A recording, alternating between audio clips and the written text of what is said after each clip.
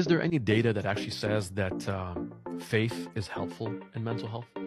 I had this interesting discussion with a fellow sort of professor at a university in New York, and we were discussing it's kind of amazing that there's over 5,000 studies, 5,000 peer-reviewed studies that show the impact of faith on mental health, whether it comes from things like depression or anxiety, substance use, anxiety, other things like that.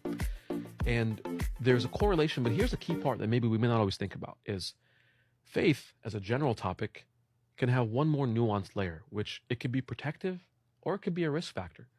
There's a patient I always remember that when I asked them about their spiritual upbringing and background, she said to me, I feel like God has been punishing me for years. I said, why?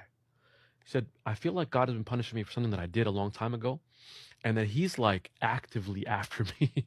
Things keep going wrong in my life because God, it's punishing me. And that's actually a risk factor. When they looked at that in the studies, that when you account for that, it can actually increase your risk of death and surgery if you believe that a higher power, God, is actively punishing you.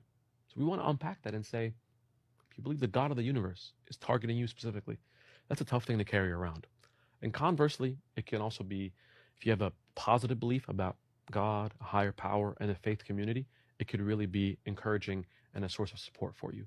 So we want to just be able to unpack what is it that we believe about this faith perspective and how we got there, and how does that impact our day to day.